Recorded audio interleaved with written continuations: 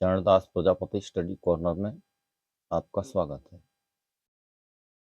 26 नवंबर 2024 को हमने संविधान दिवस मनाया। पूरे देश में, विदेशों में भी जहाँ भारतीय बसे हुए हैं उन्होंने संविधान दिवस बड़े धूमधाम से मनाया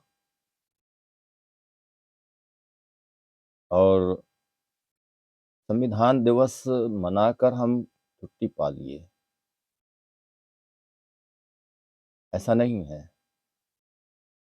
हमें संविधान को हमेशा ध्यान में रखना है, हमेशा संविधान पर कार्य करना है, संविधान का अध्ययन करना है, संविधान का मनन करना है। हमने यह संकल्प किया है। तो आज दूसरा दिन है, यानी 27 नवंबर। हम संविधान की उद्देशिका पर विचार करते हैं। यदि आप चैनल में नए हैं तो चैनल को सब्सक्राइब करें, बेल आइकन दबाएं और हम आगे की चर्चा करते हैं। तो भारत का संविधान उद्देशिका जैसा कि अब तक स्पष्ट हो चुका है कि भारत का संविधान अनूठा संविधान है। इस तरह का दूसरा संविधान दुनिया में नहीं है। सबसे बड़ा संविधान है, लिखित संविधान है और इसमें कठोर और लचीला संविधान होने की दोनों विशेषताएं हैं।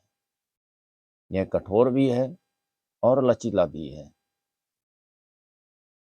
इसमें ब्रिटेन के संविधान जैसे विशेषताएं हैं, अमेरिका के संविधान जैसे विशेषताएं हैं, कनाडा के संविधान जैसे विशेषताएं हैं, आयरलैंड के संविधान जैसी विशेषताएं हैं, जापान के संविधान जैसी विशेषताएं हैं। अर्थात संविधान शिल्पी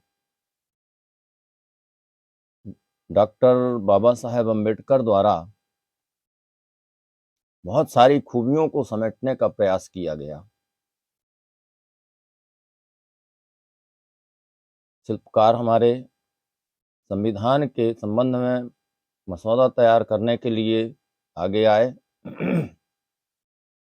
और उन्होंने संविधान की जो मसौदा समिति थी, प्रारूप समिति थी, उसकी अध्यक्षता स्वीकार की और जितना बेहतरीन संविधान बना सकते थे अपने सारे ज्ञान विज्ञान का उपयोग किया।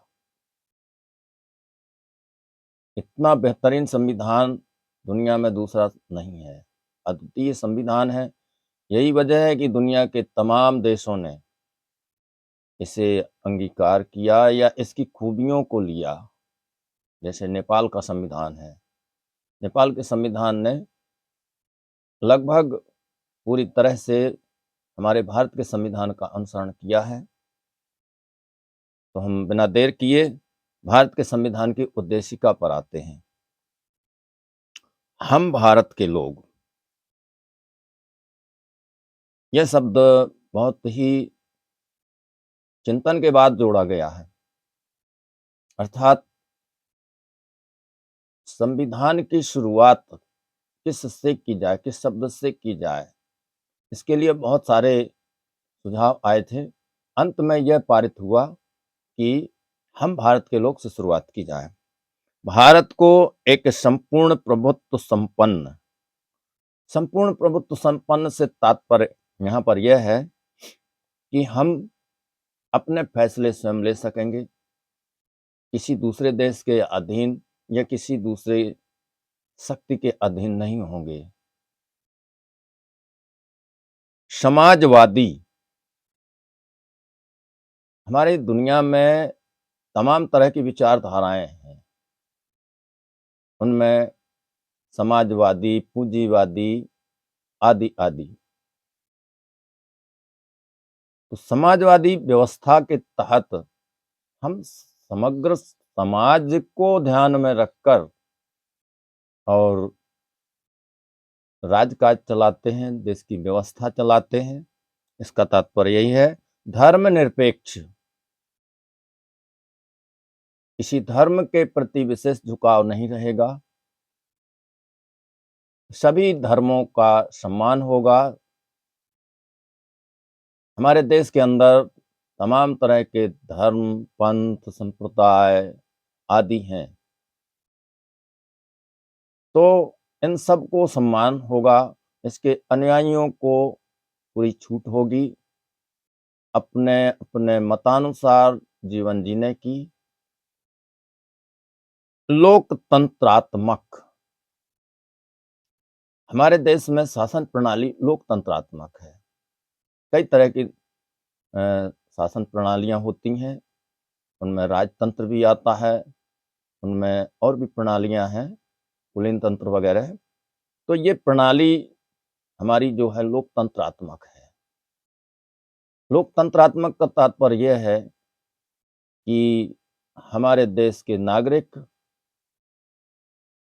एक तरीके से सरकार बनाएंगे और वह सरकार जनता के लिए होगी,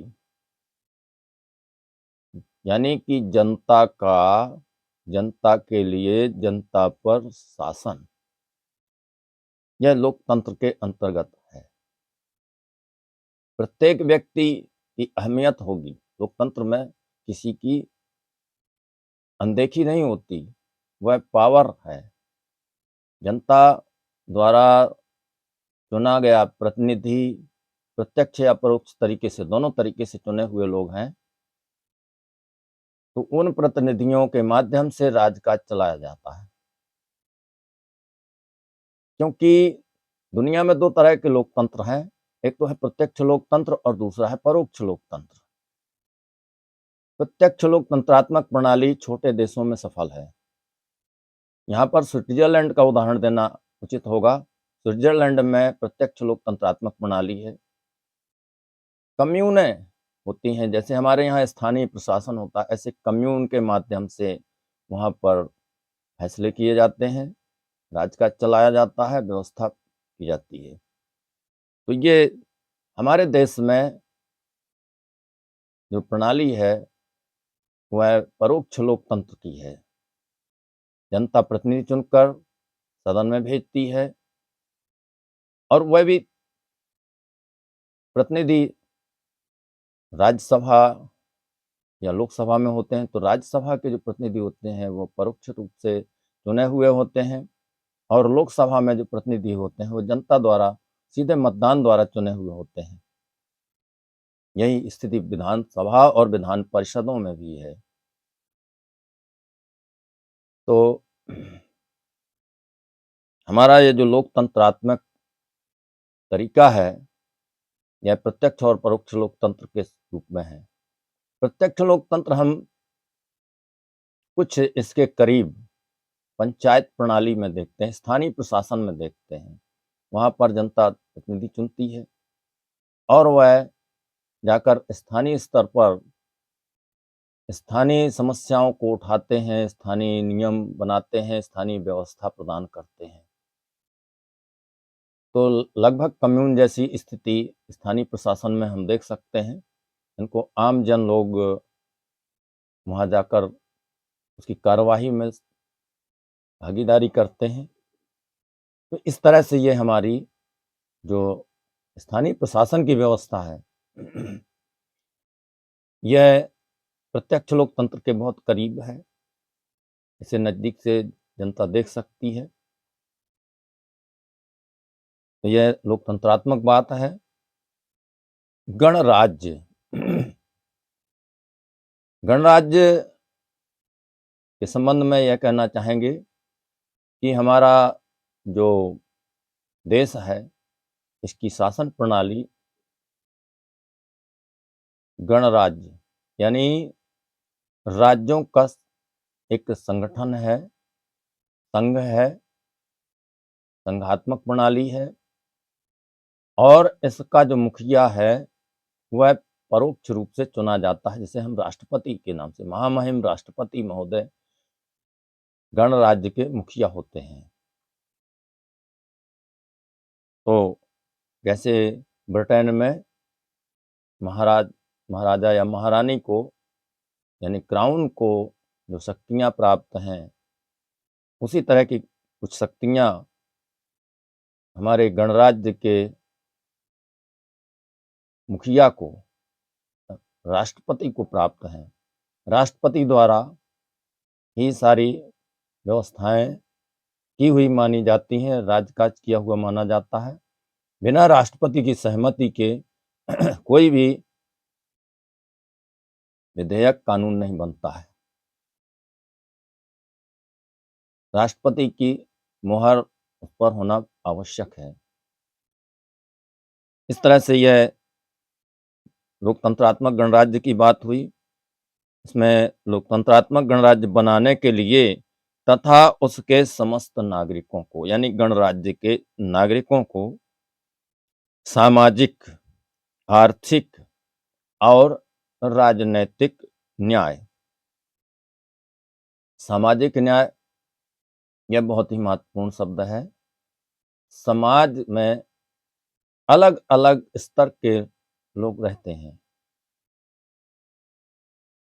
उच्च वर्गीय, मध्यम वर्गीय, निम्न वर्गीय।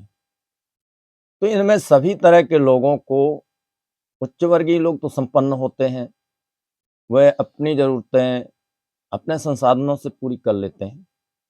मध्यम वर्गीय को थोड़ा-सा सरकार का सहयोग की आवश्यकता होती है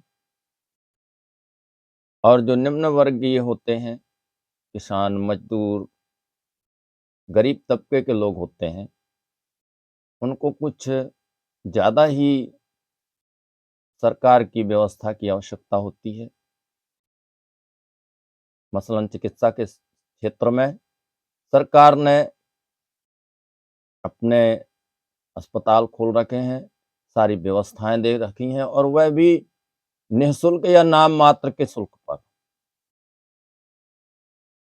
ऐसे ही डाक व्यवस्था, रेल व्यवस्था, परिवहन के तमाम व्यवस्थाएँ सरकारी होती हैं, जहाँ पर बहुत कम पैसा देकर और हम उन सुविधाओं का उपयोग करते हैं। शिक्षा व्यवस्था भी इसी के अंतर्गत आती है। सरकार बेहतर शिक्षा के लिए काम करती है और अच्छे साधन उपलब्ध कराने की गुणवत्ता युक्त शिक्षण की व्यवस्था करती है। ये समस्त नागरिकों के लिए होती है। ये सामाजिक न्याय, आर्थिक न्याय के अंतर्गत भी कुछ ऐसे कानून बने हुए हैं। संपत्ति रखने का अधिकार सीमित कर दिया गया है। बहुत अधिक संपत्ति कोई व्यक्ति सीमा से अधिक संपत्ति नहीं रख सकता है। राजनैतिक न्याय, राजनैतिक न्याय में कानून द्वारा यह व्यवस्था की गई है कि प्रत्येक व्यक्ति को अधिकार होगा कि वह निर्वाचन आयोग के नियमों का पालन करते हुए देश में कहीं से भी चुनाव के लिए खड़ा हो सकता है, कहीं भी जाकर प्रचार-प्रसार कर सकता है, कहीं भी जाकर निवास कर सकता है। कुछ राज्यों में ऐसी व्यवस्था थी, विशेष राज्य का दर्जा जिन्हें था, वहाँ पर कुछ अभी भी व्यवस्थाएँ हैं, जैसे जम्मू-कश्मीर, वहाँ के लिए कुछ अलग नियमावली है। कुछ दिनों पहले तो वहाँ का संविधान वगैरह सब कुछ अलग था, लेकिन सरकार ने संशोधन करके और इस व्यवस्था को थोड़ा-सा लचीला बनाया है। अभी भी जम्मू-कश्मीर में कोई व्यक्ति, बाहर का व्यक्ति वहाँ जाकर ज़मीन नहीं खरीद सकता, वहाँ रह नहीं सकता है स्थायी तरीके से। तो यह कुछ व्यवस्थाएँ हैं, जो विशेष राज्य के दर्जा होने की वजह से हैं। लेकिन हमारा संविधान सबको समानता का अधिकार देता है। तो विचार अभिव्यक्ति, जो हमारे मौलिक अधिकार हैं, उनके अंतर्गत विचार अभिव्यक्ति की स्वतंत्रता मिली हुई है। कोई भी व्यक्ति अपने विचारों को अभिव्यक्ति दे सकता है, पूरी छूट है, स्वतंत्रता है। लेकिन इस पर रोक यही है कि किसी के सम्मान को ठेस न पहुंचे, उसकी आस्थाओं को ठेस न पहुंचे, दूसरों का ध्यान रखते हुए जियो और जीने दो के फार्मूले पर काम करते चलें। तो ये विचार अभिव्यक्ति की स्वतंत्रता, विश्वास, धर्म और उपासना की स्वतंत्रता, हमारा जिस व्यवस्था में विश्वास है, जिस धर्म में विश्वास है, उपासना में विश्वास है, पूजा पद्धति में विश्वास है, हमें स्वतंत्रता है कि हम उसे अपना सकते हैं। हालांकि बड़े पैमाने पर देश में प्रलोभन देकर या दबाव देकर धर्म परिवर्तन कराए जाने लगे थे। इसे ध्यान में रखते हुए सरकार ने थोड़ा-सा इसको प्रतिबंधित करने की कोशिश की है। इसमें जिला कलेक्टर महोदय को ज्ञापन देकर, सूचना देकर और वहाँ से अनुमति लेकर हम अपना धर्म परिवर्तन या पूजा पद्धति, उपासना में परिवर्तन कर सकते हैं। वैसे तो हम कोई भी इष्ट है, उसकी आराधना कर सकते हैं, इसमें कोई रोक-टोक नहीं है। प्रतिष्ठा और अवसर की समता प्राप्त कराने के लिए प्रतिष्ठा और अवसर की समानता, अवसर की समता सबके लिए, समता और समानता में थोड़ा-सा फ़र्क होना चाहिए। मेरी दृष्टि में समता और समानता अलग-अलग बातें होती हैं। वैसे इक्विटी, इक्वलिटी शब्द का प्रयोग किया गया है, लेकिन यहाँ पर समता और समानता में थोड़ा-सा फ़र्क है। समता का अर्थ है कि हम लोगों के बीच में रहें, सद्भावनापूर्वक रहें। समता और विषमता, विषमता का अर्थ है ऊंच-नीच का भेद और समता का अर्थ है ऊंच-नीच का भेद समाप्त होना। तो यहाँ पर ऊंच-नीच का भेद समाप्त किया गया है संविधान के अंतर्गत और समानता का अर्थ है सबको बराबरी, बराबर का हक मिलना, बराबर के संसाधन उपलब्ध कराना।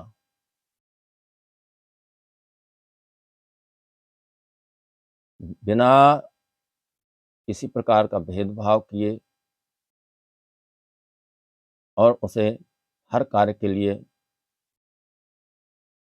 अ, अवसर प्रदान करना। तो प्रतिष्ठा और अवसर की समता प्राप्त कराने के लिए उन सब में व्यक्ति की गरिमा और राष्ट्र की एकता और अखंडता सुनिश्चित करने वाली बंधुता बढ़ाने के लिए सबकी गरिमा बनी रहे, व्यक्ति की गरिमा, किसी की गरिमा को चोट ना आए, उसके स्वाभिमान को चोट ना आए, इसके लिए और राष्ट्र की एकता बनी रहे, अखंडता बनी रहे। हम सब भले ही विभिन्न प्रकार के क्षेत्रों में रहते हैं, विविध प्रकार का खान-पान है, विविध प्रकार की जलवायु में रहते हैं, फिर भी हमें एकता, हम सब भारतीय हैं। अखंडता, पृथकता नहीं, यानी अलगाव नहीं, देश की अखंडता के लिए काम करना है, ये सुनिश्चित करना है। इसकी बंधुता, भाईचारा बनाए रखने के लिए हमने दृढ़ संकल्प होकर अपनी इस संविधान सभा में, जिसने कि संविधान का निर्माण किया, जिसके अध्यक्ष महामहिम पूर्व राष्ट्रपति महोदय डॉक्टर राजेंद्र प्रसाद रहे और संविधान सभा की प्रारूप समिति के अध्यक्ष परम पूज्य बोधिसत्व डॉक्टर बाबा साहेब भीमराव अंबेडकर जी रहे। इस संविधान सभा में आज तारीख 26 नवंबर 1949 ईस्वी, इसमें मिति दी गई है, मिति यानी तिथि मार्गशीर्ष शुक्ला सप्तमी संवत 2006 विक्रमी, यानी विक्रम संवत पर आधारित है। को एतद्द्वारा संविधान को अंगीकृत, अधिनियमित और आत्मार्पित करते हैं, अर्थात अर्पित करते हैं स्वयं के लिए, स्वीकार करते हैं, इसे अंगीकृत करते हैं, अधिनियमित करते हैं, अधिनियम बनाकर उसको पालन करने के लिए स्वीकृति मिली। ये 26 नवंबर 1949 को देश ने संविधान को स्वीकार किया, संविधान को माना। यानी जैसे जन्मदिन होता है व्यक्ति का, उसी तरह से यह भारत के संविधान का जन्मदिन संविधान दिवस के रूप में पूरे देश और दुनिया में मनाया गया। भारत सरकार ने इसके लिए पहले से आदेश जारी किए थे, पूरे देश भर में मनाया जाए, शिक्षण संस्थाओं में मनाया जाए, विविध प्रकार की गतिविधियां संपादित कराई जाएं, प्रतियोगिताएं कराई जाएं, जैसे कि हम गणतंत्र दिवस और स्वतंत्रता दिवस पर करते हैं, ऐसे ही संविधान दिवस पर भी हमने यह आयोजन किए। एक सुंदर माहौल में संविधान दिवस मनाया गया। बहुत बहुत धन्यवाद। और अंत में एक निवेदन है कि वीडियो को लाइक करें, शेयर करें और कमेंट बॉक्स में अपने कमेंट ज़रूर करें। आपको वीडियो कैसा लगा अवश्य बताएं। बहुत बहुत धन्यवाद।